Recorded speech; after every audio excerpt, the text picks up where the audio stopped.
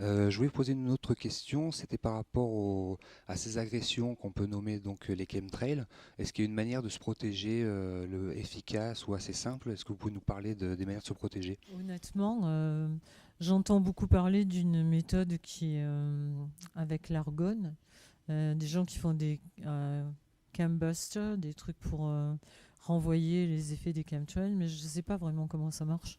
Et autrement, non, franchement, je vois pas comment on peut s'en protéger parce qu'on ne sait déjà pas ce qu'il y a dedans.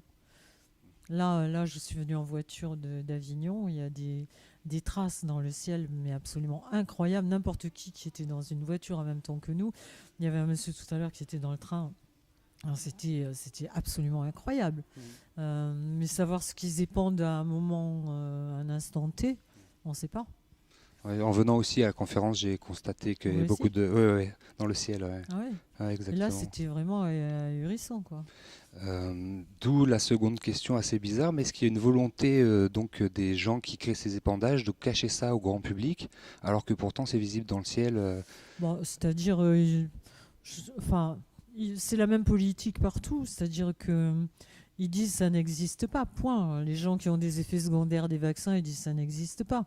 Hmm. Parce que comme on peut pas, comme ils nous disent pas ce qui se passe, ils nous disent que c'est un phénomène qui n'existe pas.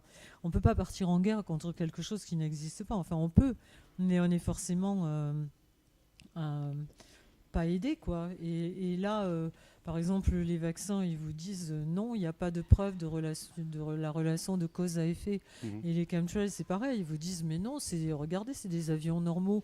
N'importe quel enfant de 4 ans sait que ce ne sont pas des avions normaux une fois qu'il a vu les deux. Hmm. Est-ce que quand vous parlez d'un complot mondial, on peut faire des rapprochements avec un livre qui a été fait par le président de l'association Égalité et Réconciliation, Monsieur Alain Soral, et, notamment Comprendre l'Empire? Ah oui, c'est la suite. Enfin, c'est un des agissements de l'Empire. Hmm.